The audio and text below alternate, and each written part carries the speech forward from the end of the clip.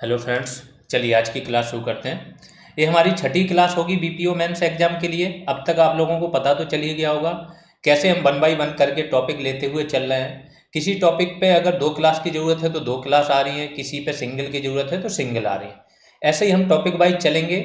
16 topics आप लोगों को ऑलरेडी प्रोवाइड करा दिए गए। कुछ स्टूडेंट्स के अंदर कन्फ्यूजन है तो वो मैं कन्फ्यूजन बार बार दूर करता हूँ, फिर से कर रहा हूँ कि अभी आपका पंचायती राज चल रहा है, इसके बाद आपका यूपी जीके भी चलेगा सेम इसी तरह से, और लास्ट में कंप्यूटर चलेगा। आपके सिलेबस में जो भी चीज़ें हैं एक एक चीज़ हम कंप्लीट कराएंगे लास्ट तक, तो किसी चीज़ की टेंशन नहीं लेनी।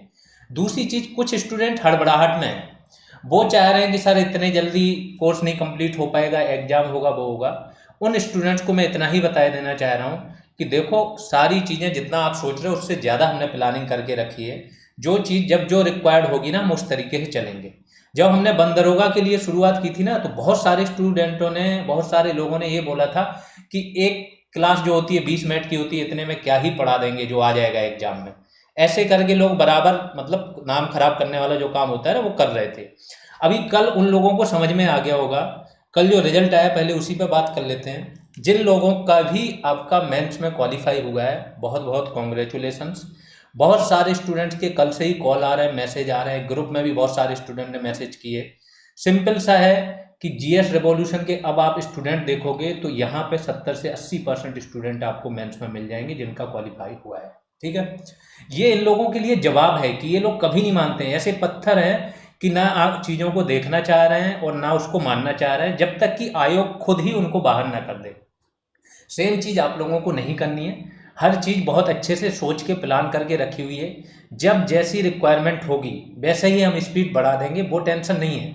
आप तो सिर्फ इस चीज़ की टेंशन लो कि जितनी क्लासेज आ गई, जो चीज़ आपको पढ़ा दी गई है उसमें से अगर सिंगल चीज़ भी आपसे पूछी गई आपको आनी चाहिए। मैं आज भी गारंटी के साथ बोल देना चाह रहा हूँ, जो स्टूडेंट अपने आप को बोल रहे होंगे उन्होंने ये कवर कर लिया, अगर उनसे किसी टॉपिक से रिलेटेड कोई भी चीज़ पूछी जाएगी तो वो नहीं दे पाएंगे जवाब। 2-4 का दे लेंगे, लेकिन अगर आपने 10 में से 4-5 चीज़ों का जवाब दे लिया, 5 का नहीं दे पाया, तो 50% में सिलेक्शन नहीं होना है। आपको ये टारगेट 90% प्लस रखना है। तो उस हिसाब से बनाओ, पढ़ते चलो, बार बार रिवाइज करो। अगर आपके पास टाइम बच रहा है तो आप क्या कर सकते हो, एमसीक्यूज बना सकते हो उस टॉपिक पे। कुछ क्वेश्चन, 10 क्वेश्चन, 15 क्वेश्चन लिख सकते हो, बाकी कोई टेंशन लेने की जरूरत नहीं है। अब आते हैं रिजल्ट पे, कि कल रिजल्ट का थोड़ा सा स्क्रीनशॉट दिखाते हैं कि कल जो रिजल्ट आया, बहुत से स्टूडेंट ऐसे हैं जो क्वालिफाई हुए हैं। और मैं क्या बोल रहा हूँ, आप जाके पूछना जो भी हो कि कहाँ से पढ़ा था, मैक्सिमम स्टूडेंट बताएंगे कि जीएस रेवोल्यूशन। क्लीन स्वीप मारा है हमने, सिंपल है।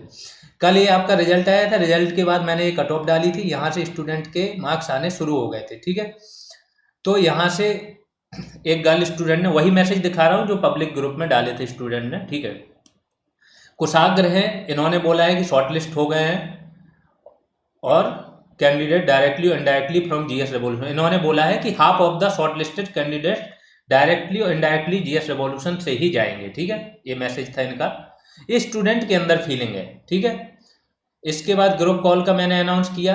फिर है शिवम है, इनका भी हुआ है, शिवम करके नाम है, गर्ल्स हैं ये, ओबीसी। इसके बाद विकास नागर, एससी कैटेगरी से हैं ये कैंडिडेट, इनका भी हुआ है। और देखो, कट ऑफ का भी लोग डिस्कस कर रहे हैं, जो मैंने वहाँ पे बताया था वीडियो में, सिंपल सा बताया था, उसको समझ लेना कि कट ऑफ 75 बॉयज़ के लिए सेफ है, गर्ल्स के लिए 70 सेफ है। उस पर भी लोग बहुत सारे सवाल उठाते हैं। पढ़ना नहीं है, वर्क नहीं करना है, मेहनत नहीं करनी, सिर्फ बोल देना है। अब आप देखोगे कि उसमें क्या हुआ है कि इन्होंने कितने लिए, 1600 कुछ लिए। तो कट ऑफ अपने आप है, बढ़ना है। अगर हम लोग सोच रहे थे कि 8 गुना लेंगे तो कट ऑफ उस हिसाब से बताई गई थी, तो जितना आप कम करते जाओगे बट अनुपात वही होगा। फिर ये काशी गुप्ता है, इनका हो गया, ये हमारे सुपर ग्रुप के थे, लिख रहे हैं क्वालिफाइड गुरुदेव। इसके अमान का हो गया है, लखन राजपूत का हो गया है।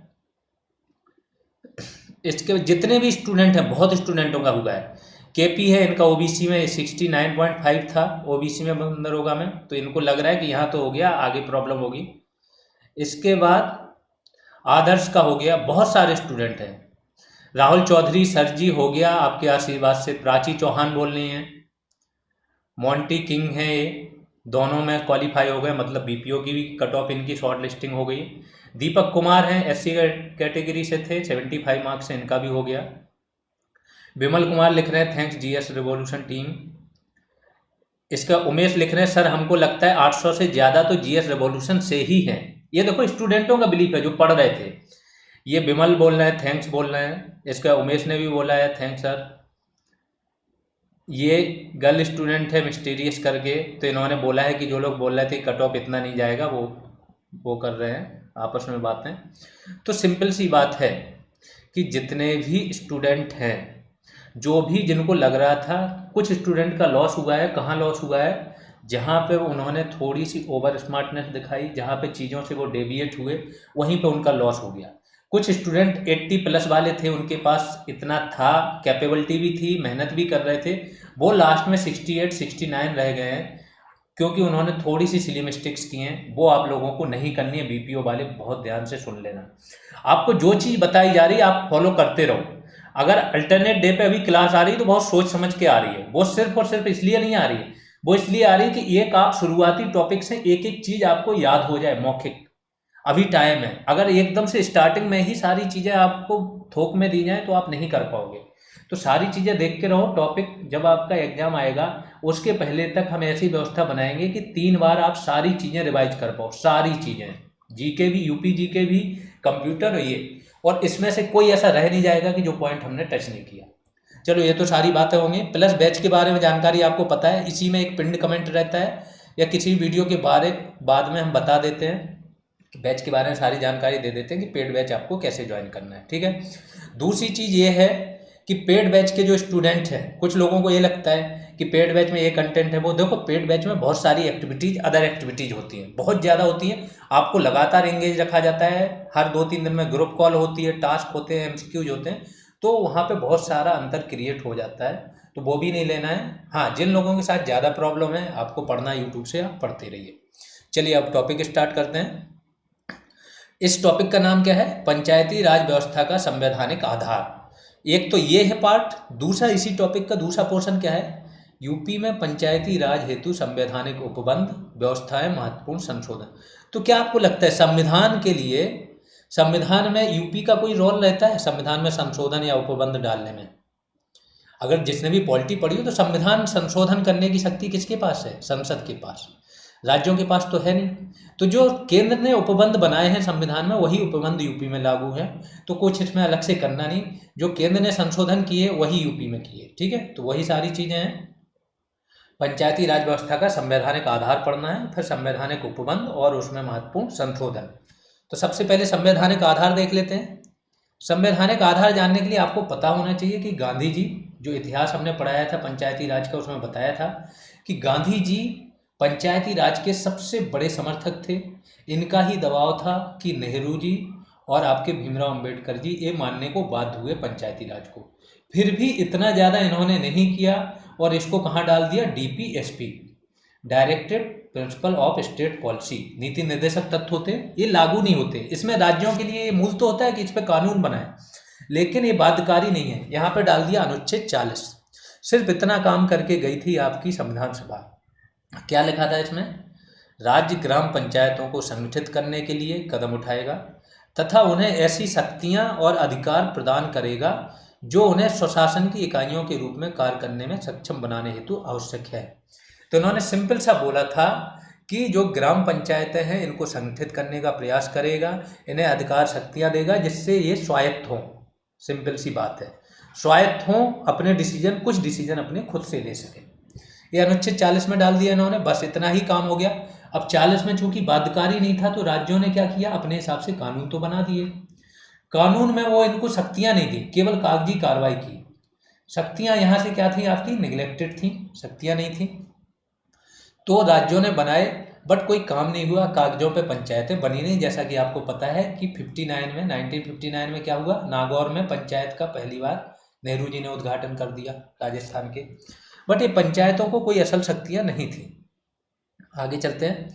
अतः मजबूत आधार बनाने के लिए इनको संवैधानिक दर्जा देने का एक मतलब सुझाव दिया गया, बार बार सुझाव दिया जाता जा रहा था और लास्ट में फाइनली इन्होंने संवैधानिक दर्जा दिया। तो वही हम लोग पढ़ रहे हैं।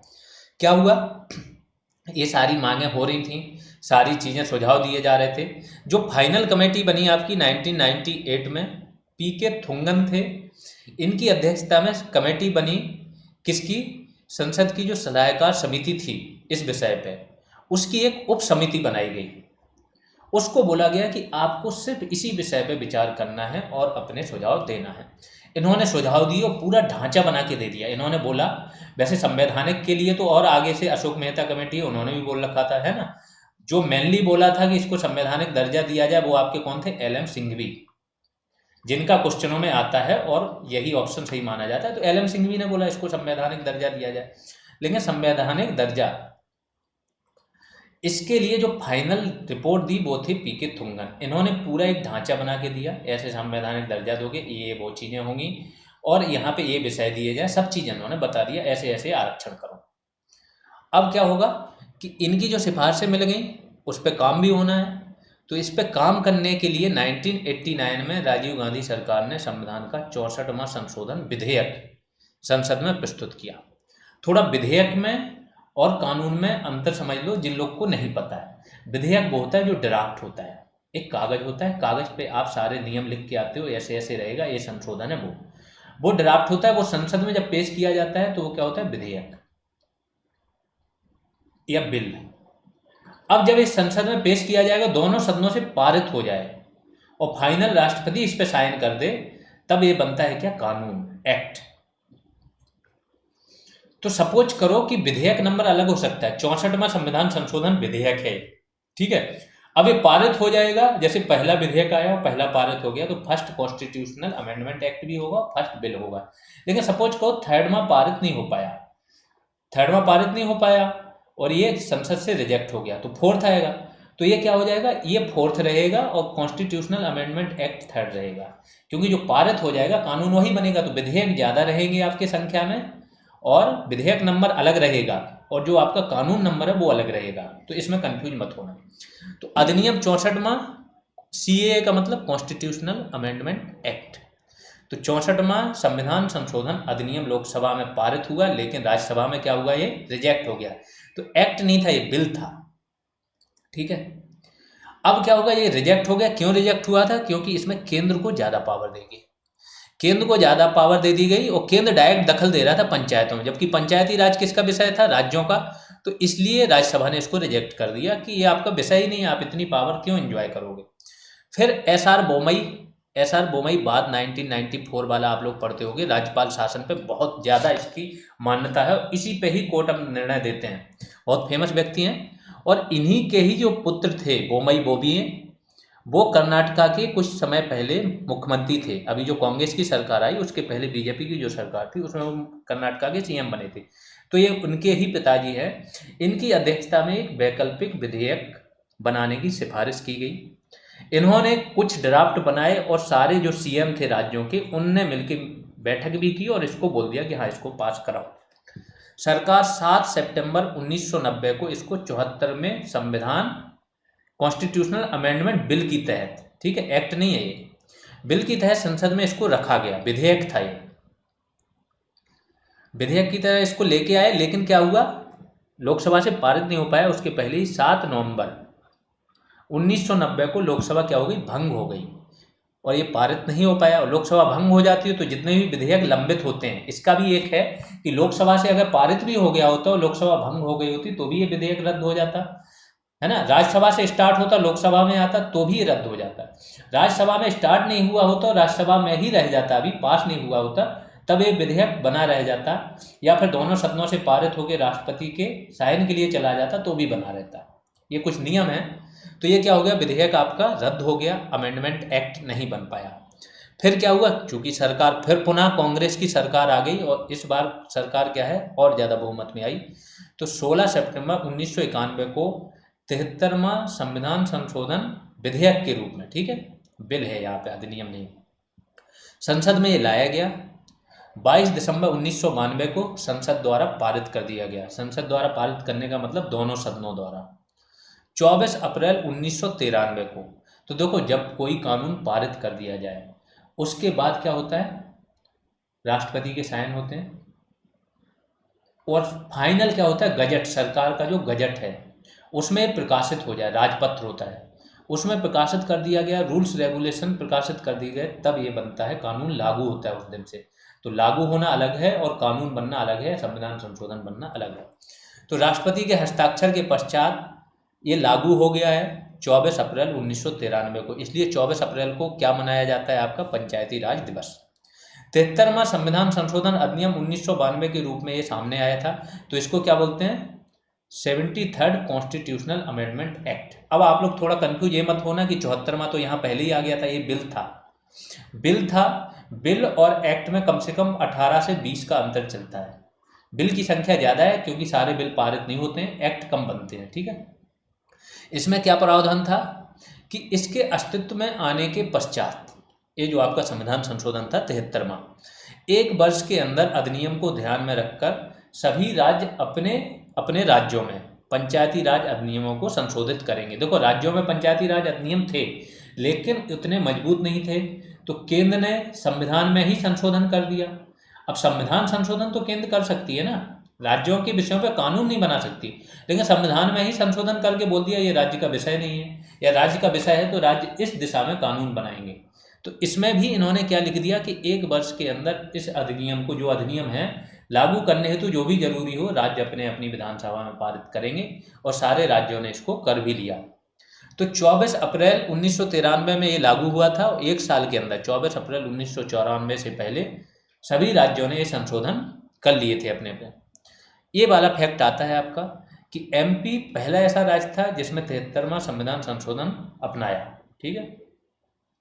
आगे चलते हैं। 24 अप्रैल को राष्ट्रीय पंचायती राज दिवस मनाया जाता है, ये तो पता ही होगा। पंचायतों को कहाँ रखा गया, संविधान के भाग 9 में। मूल संविधान में ही थी पंचायत करके चैप्टर, तो इसको तो वहीं रख दिया गया भाग 9 में। जो 9 का अलग से जोड़ा गया उसमें किसको रखा गया, नगर पालिकाओं को, नगर पालिका। उसके लिए कौन सा संविधान संशोधन होगा, 74वां 74th कॉन्स्टिट्यूशनल अमेंडमेंट एक्ट आएगा नगर पालिकाओं के लिए, और ये कौन सा है आपका 73rd। आगे चलते हैं। 74वां संविधान संशोधन अधिनियम 1992 के द्वारा नगर पालिकाओं को भी संवैधानिक दर्जा दिया गया।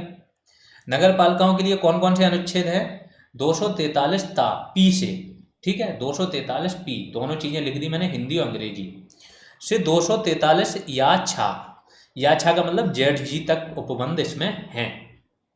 और आपके इसके लिए कौन कौन से हैं, पंचायतों के लिए 243 से ही शुरू हो जाते हैं, और 243 ला, ये बड़ा ला, ठीक है, इड़ा तक। और इसको अगर अंग्रेजी में बोलो तो 243 ओ तक उपबंध हैं, ठीक है। आप चाहे हिंदी बोल सकते हो चाहे इंग्लिश, एक बार में एक ही चीज से याद कर लेना।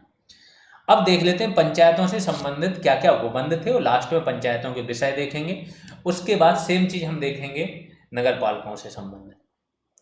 तो जो मूल संविधान था इसमें भाग 9 के अंतर्गत पंचायतों को रखा गया। अनुच्छेद 243 से 243 ओ तक उपबंध आपके जोड़े गए, किसके द्वारा, 73वें संविधान संशोधन के द्वारा। और एक अनुसूची जोड़ी गई, 11वीं अनुसूची, ठीक है। तो अनुसूचियां भी जोड़ी गई। ये ध्यान रखें ना, पहले अनुसूची कितनी थी, 8 ही थी टोटल, 8 अनुसूचियां थी। इसके बाद 9वीं जोड़ी गई, 10वीं जोड़ी गई। 9वीं अनुसूची आप लोग को पता होगा, इसमें जमींदारी उन्मूलन वाले कानून लेके आए कि जमींदारी से संबंधित जो भी कानून हो उनको रख दिया गया, जिससे कि क्या हो, कोर्ट में उनको चैलेंज ना कर पाए। कोर्ट उसको, जो था ना संपत्ति का अधिकार, वो आपका क्या था, मूल अधिकार था। तो जैसे ही जमींदारी उन्मूलन किया जाता था, लोग पहुंच जाते थे कि ये हमारा मूल अधिकार है, तो सुप्रीम कोर्ट उसको रद्द कर देता था। फिर ये कानून आया था, 9वीं अनुसूची आई थी, पहले ही संविधान संशोधन द्वारा आ गई थी ये, ठीक है। फिर 10वीं अनुसूची क्या है, दल बदल से आधारित है। और 11वीं किससे रिलेटेड आ गई, इससे रिलेटेड। और इसके तहत पंचायतों को 29 विषय की सूची प्रदान कर दी गई। ये विषय क्या क्या है, इसी पंचायत का, ये जैसे ही टॉपिक खत्म होगा सारे विषय बता दूंगा। ये ध्यान रखना, पंचायतों को ज़्यादा विषय हैं। पंचायतों के लिए 29 विषय है, मतलब ग्राम वगैरह, जिला और खंड स्तर की पंचायतों के लिए। और जो नगर पालिका हैं उनको सिर्फ 18 विषय सौंपे गए। प्रमुख अनुच्छेद देख लेते हैं कौन कौन से हैं। सारे जितने भी रिलेटेड हैं सारे मैंने अनुच्छेद यहाँ पे कर दिए हैं, आप लोग को सारे कराता हूँ। देखो, सबसे पहले किसी भी अधिनियम का अनुच्छेद हो, फर्स्ट या सेकंड। अगर फर्स्ट होगा तो उसमें नाम होगा, शीर्षक होगा, विस्तार होगा, या फिर फर्स्ट में ही परिभाषा आ जाएगी, ठीक है। अगर बड़ा अधिनियम नहीं है तो पहले में ही परिभाषा आ जाएगी या फिर सेकंड में परिभाषा। तो ये ध्यान रखना। तो इसमें क्या है 243 अनुच्छेद, इसमें पंचायतों की परिभाषाएं दे दी कि पंचायतें कितने स्तर की होगी और किसको कौन सी पंचायत कहा जाएगा। फिर दूसरे में इन्होंने क्या बोला 243 का या 243 ए, तो मैं अंग्रेजी में पढ़ते जा रहा हूँ, आप लोग समझते जा रहे हैं। इसको बोला है कि ये ग्राम सभा के बारे में कि ग्राम सभा क्या होगी, कैसे क्या होगा, पूरा पढ़ना है। 243 बी पंचायतों का गठन कैसे होगा, कितने सदस्य होंगे, कौन प्रधान होगा, कैसे क्या होगा, इसका वर्णन है। 243 सी में पंचायतों की संरचना के बारे में बात की गई कि पंचायतों की संरचना क्या होगी, ठीक है।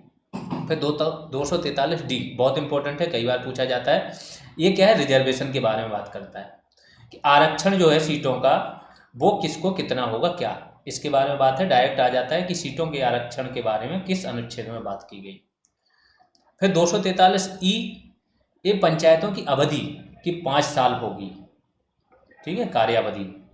इसके बाद 243 एफ सदस्यता हेतु निर्भरताएं कि कौन से ऐसे वो होंगे कि जब व्यक्ति अयोग्य ठहराया जा सकता है। तो ये मैंने बता दिया, अयोग्य ठहराने का यही है। निर्भरताएं क्या है कि अगर वो व्यक्ति विधानमंडल का सदस्य बनने हेतु उसमें जो भी नियोक्ताएं होंगी सेम यहाँ पे होंगी। सिर्फ 21 से 25 साल की उम्र का जो गैप है वो यहाँ पे क्या होगा, अयोग्यता नहीं माना जाएगा।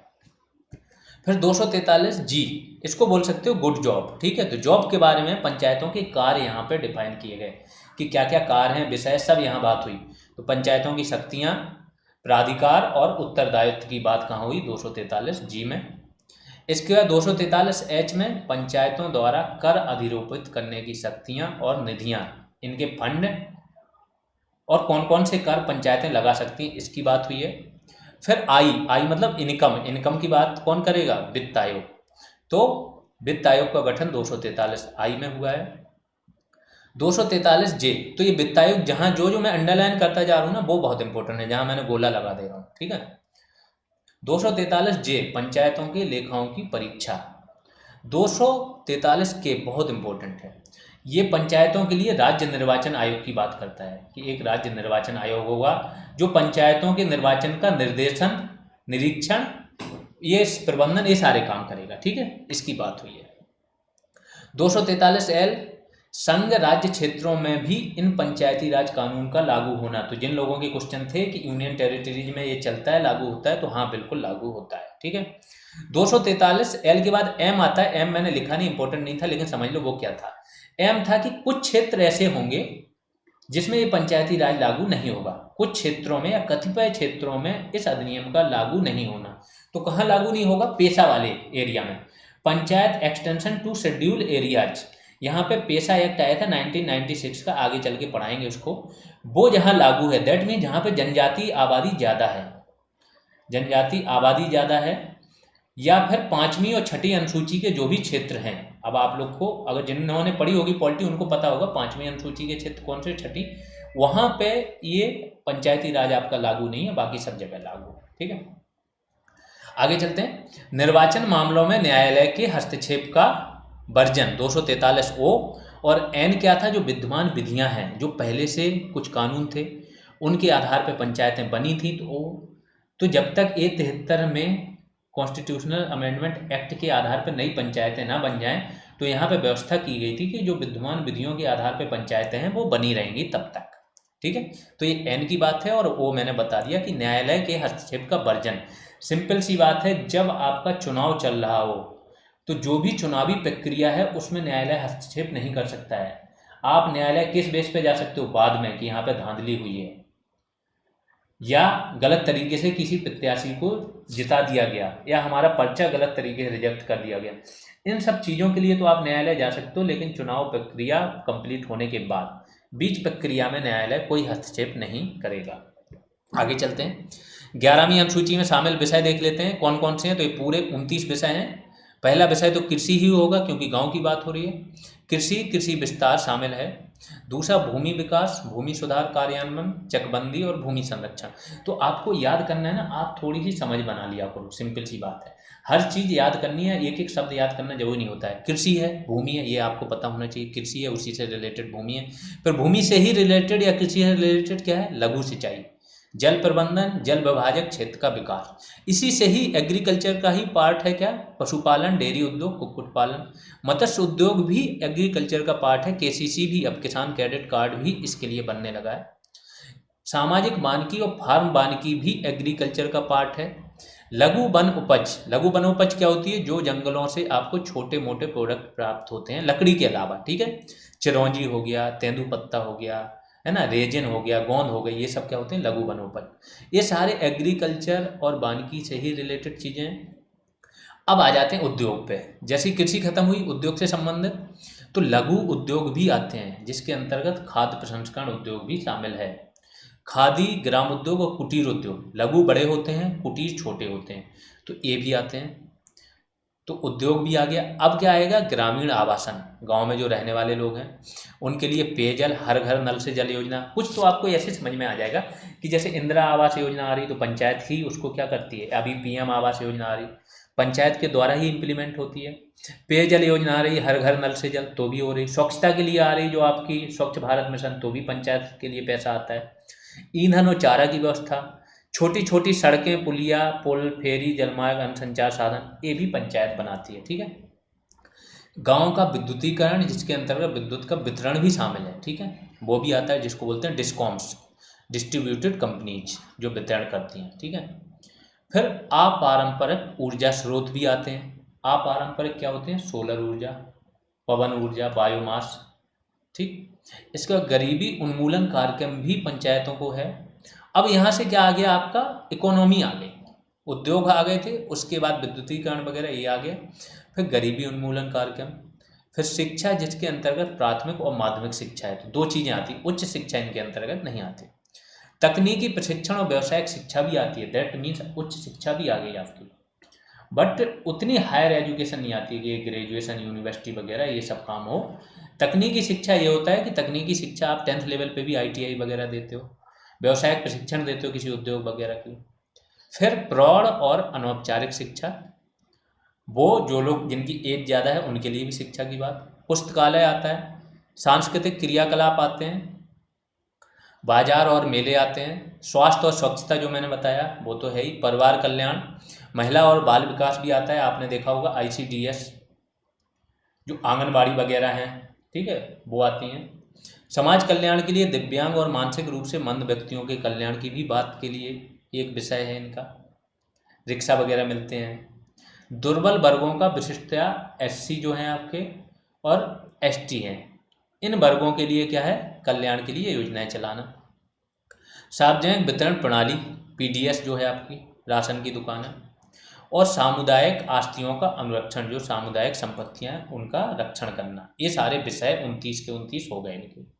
यहाँ पे पंचायत वाला टॉपिक आपका खत्म होता है। अब आ जाएंगे हम नगर पालिकाओं पे। नगर पालिकाओं को क्या बोलते हैं, शहरी स्थानीय निकाय, अर्बन लोकल बॉडीज, ठीक है, ये भी बोलते हैं इनको, नगर पालिकाएं भी बोलते हैं। 74 में संविधान संशोधन अधिनियम द्वारा इसको मान्यता मिली। और ये कब लागू हुआ था, वो हुआ था जो आपका पंचायत था वो कब हुआ था, 24 अप्रैल को, 24 अप्रैल 1993 को। ये कब हुआ है, 1 जून 1993 को, इसमें कंफ्यूज मत होना। इसके द्वारा क्या हुआ, संविधान में एक नया भाग जोड़ा गया जिसको बोला गया 9A, जिसका शीर्षक क्या रखा गया, नगरीय निकाय, ये शीर्षक रखा गया। इसके अंतर्गत 243P से लेके 243ZG तक अनुच्छेद जोड़े गए। जब अनुच्छेद पढ़ाएंगे उसमें हिंदी इंग्लिश दोनों दे देंगे। इसके अंतर्गत 12वीं अनुसूची, जो मैंने बोला इस टाइम पे भी संविधान में टोटल कितनी अनुसूचियां हैं, 12 हैं, तो 12वीं अनुसूची एक और जोड़ी गई नगर पालिकाओं के लिए, जिसमें कुल 18 विषय हैं जिन पर नगरीय निकाय कानून बना सकते हैं। देख लेते हैं कौन कौन से अनुच्छेद हैं इससे रिलेटेड।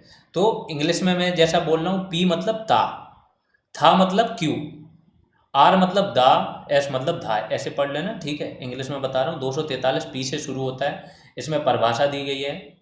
243Q, इसमें नगर पालिकाओं के गठन के बारे में बात की गई है। 243R, नगर पालिकाओं की संरचना की बात की गई कि संरचना क्या होगी, जो अध्यक्ष होगा उसका बॉडी का, मेयर वगैरह जिसको बोलते हैं, वो क्या होगा, उसका चुनाव कैसे होगा, तो चुनावी प्रक्रिया बात के बाद मेयर होगा, सदस्य कितने होंगे, वार्ड सदस्य, वो इसकी बात हो गई।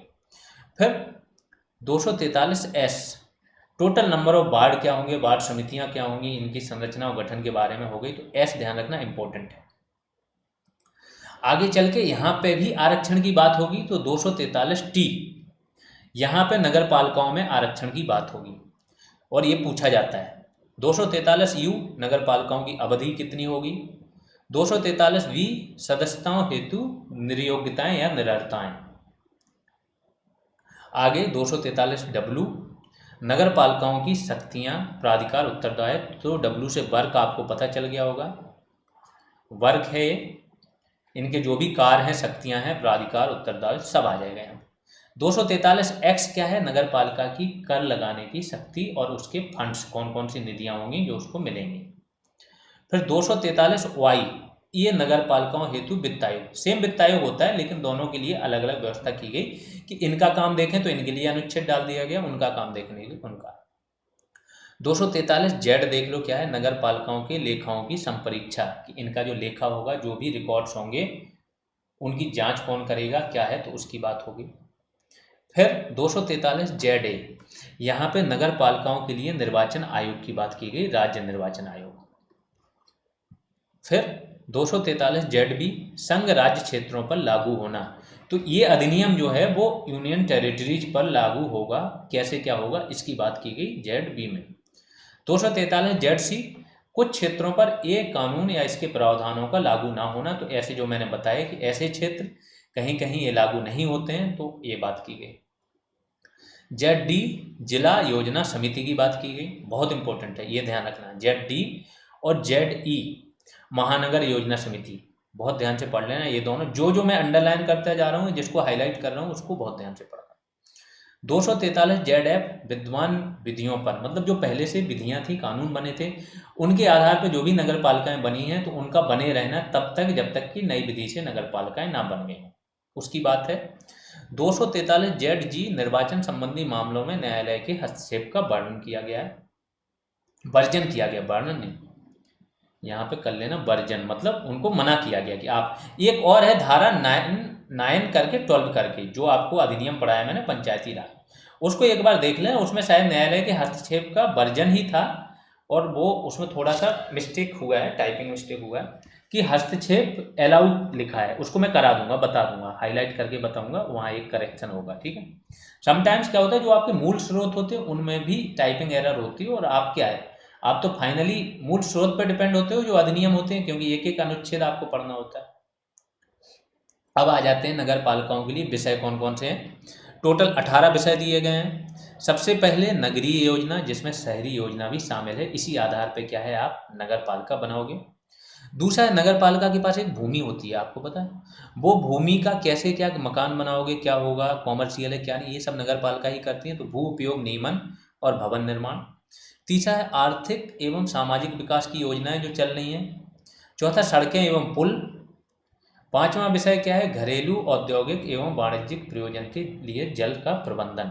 देखो नगर पालिका का एमसीडी वगैरह है, जैसे दिल्ली में एमसीडी क्या काम करती, सड़कें बनाती, स्वच्छता का पूरा काम यही देखती है, सड़कें, पुल, रोड हो गया आपका, पार्क हो गया, परिवहन हो गया जो आपका होता है, हर एक चीज़ यही तो देखती है। इसके बाद आपका सॉलिड वेस्ट का प्रबंधन देखती है, रिन्यूएबल ऊर्जा का देखती है ना, तो ये सार्वजनिक। इसके बाद अगला क्या है, घरेलू औद्योगिक एवं वाणिज्यिक प्रयोजन के लिए जल का प्रबंधन। सार्वजनिक स्वास्थ्य, स्वच्छता, सफाई एवं कचरा प्रबंधन। अग्निशमन सेवाएं। नगरीय और वानिकी पर्यावरण संरक्षण एवं पारिस्थितिकी तंत्र का प्रबंधन। समाज के विशिष्ट आवश्यकता वाले कार्यों के हितों का संरक्षण, 9वां है। गंदी बस्ती सुधार और उन्नयन कार्यक्रम, 10वां है आपका। 11वां क्या है, शहरी निर्धनता निवारण कार्यक्रम। 12वां क्या है, सार्वजनिक उद्यान, पार्क जो है, खेल के मैदान, ये सब विकसित करना। 13वां क्या है, सांस्कृतिक, शैक्षणिक तथा सौंदर्यपरक पहलुओं का विस्तार। 14वां शमशान, कब्रिस्तान, विद्युत शवदाह गृहों का प्रबंधन। 15वां क्या है, काजी गृहों का प्रबंधन। 16वां जन्म मृत्यु का पंजीयन जो शहरों में होता है। 17वां road light, parking, bus stop जैसी सार्वजनिक सुविधा का विस्तार। और 18वां क्या है, जो बधशालाएं होती हैं जहाँ पे पशु वगैरह काटे जाते हैं और उनका जो चमड़ा बनता है, उस उद्योग का विनियमन। ये सारे विषय क्या हैं आपके नगर पालिकाओं से संबंधित है। यहाँ पे आपका ये टॉपिक खत्म होता है। इसके बाद ये पेड ग्रुप की इन्फॉर्मेशन है, जो लोग ये पेड ग्रुप ज्वाइन करना चाहते हैं तो सारी PDF मिल जाएंगी। आगे चल के वैल्यू एडिशन जिस भी टॉपिक में होना होगा, topic wise value addition classes भी आ सकती हैं, ठीक है। इसका कंटेंट भी दिया जाएगा, टास्क भी प्रोवाइड कराए जाएंगे। इसके बाद topic wise MC revision programme एक चलेगा और टॉपिक वाइज एमसीक्यूज कराएंगे और फाइनली फुल टेस्ट चलेंगे। Plus time to time interaction होता है, ग्रुप कॉल वगैरह होती है, मतलब हर एक चीज़ होता है, पर्याप्त एंगेजमेंट बनाया जाता है जिससे कि आप फाइनल सिलेक्शन लेके आओ। ना सिर्फ सिलेक्शन लेके आओ, टॉप मार्क्स गेनर हो, कि पहले से ही आप क्लियर रहो कि आपका हो जाएगा। ये जितने भी स्टूडेंट हैं जिन्होंने बोला है 80 प्लस वाले, सुपर ग्रुप में हमारे 50 स्टूडेंट्स थे पिछली बार, सब 80 प्लस हैं, उनको कोई टेंशन ही नहीं है। इसके बाद बहुत से स्टूडेंट 75 78 के अबव हैं। जो ग्रुप कॉल पड़ी है 3 आवर का वॉइस रिकॉर्डिंग पड़ी हुई है कल शाम में वो पड़ी थी 12 के आसपास, 11:30 के आसपास। जो लोग भी हैं वो जीएस रेवोल्यूशन करके टेलीग्राम ग्रुप ज्वाइन कर लें, वहाँ पे वॉइस रिकॉर्डिंग मिल जाएगी, उसको सुनना, उसमें रियल पता चलेगा। जब एक साथ 100-200 स्टूडेंट आ जाते हैं कॉल पे, अपने अपने विचार प्रकट करते हैं, नंबर बताते हैं, तब पता चलता है कि हाँ रियलिटी क्या चल रही है, ठीक है। इसका बैच फीस ये है, बड़ी ही नॉमिनल सी है। इसको आप इस नंबर पे पे करके नेम चेक कर लेना और इन 2 नंबरों में से टेलीग्राम और व्हाट्सएप में किसी पे भेज सकते हो। कोई क्वेरी है तो इस नंबर पे आप कांटेक्ट कर सकते हो, ग्रुप में मैसेज कर सकते हो, ग्रुप से एडमिन को मैसेज कर सकते हो, ये सारी चीज़ें। अगर आपको ये क्लासेस सही भी लग रही हैं, लग रहा है कि आपका काम हो रहा है, तो आप अपने आसपास के लोगों से शेयर भी कर सकते हो। अभी के लिए इतना ही, धन्यवाद।